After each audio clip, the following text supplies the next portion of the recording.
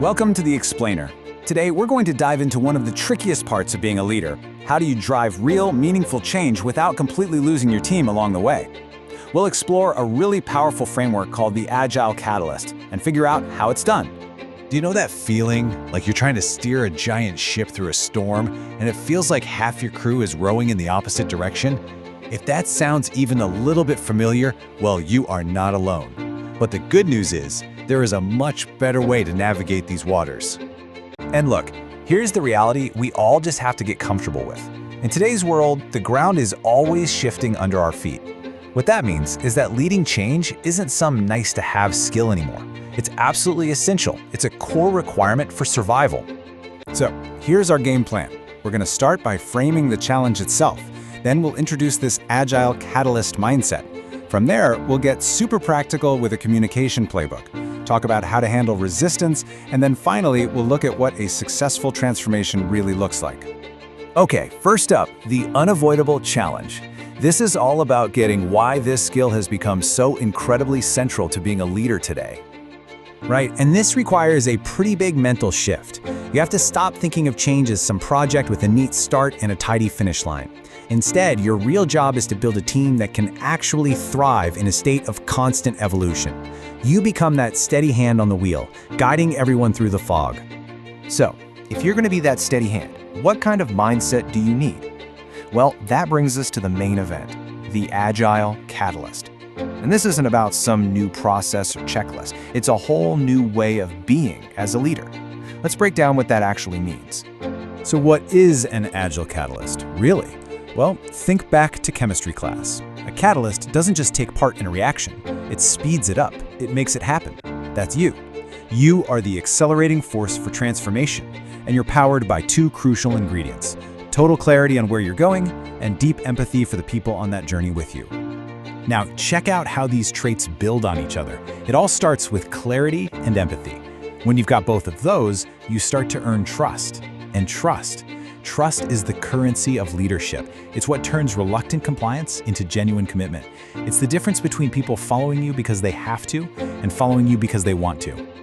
All right, let's get tactical. Time for our third section, your communication playbook. This is where we take that mindset and turn it into real, concrete action.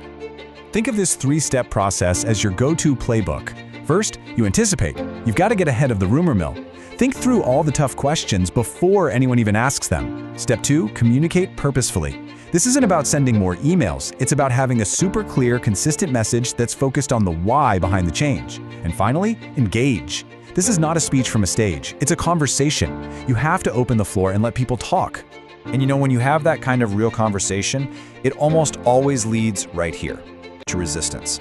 Now, most leaders see resistance as a roadblock they've got to smash through. But an Agile Catalyst, they see it completely differently. They see it as data, as an opportunity to learn what's not working and build even stronger alignment. And this quote right here, it gets to the absolute heart of it. If you just try to steamroll over resistance, you shatter trust. But when you work through it, when you actually listen and address the real concerns, that's how you build that deep trust and commitment we were talking about. So remember this. Don't be afraid of resistance. There's gold in there if you're willing to look. I mean, the contrast here could not be more clear, right? The old way, the command and control approach of just mandating change and ignoring concerns, that is a guaranteed recipe for failure. The catalyst way is the polar opposite. It's all about proactive listening, being radically transparent, and making the team feel like they're co-owners of the change, not just victims of it. Okay, so you've done all this hard work. What does success actually look like in the end? That brings us to our final section, the successful transformation and the 3 pillars that hold it up. First off, you maintain focus. Change naturally creates chaos. And you know what? Chaos is distracting. A successful transformation cuts right through that noise and keeps everyone's eyes on the prize, on the core business goals that never actually went away. Second, you achieve true alignment. And this is so much more than just getting people to nod their heads in a meeting. This means everyone is actually pulling the rope in the exact same direction because they're united by a shared purpose, not torn apart by the change.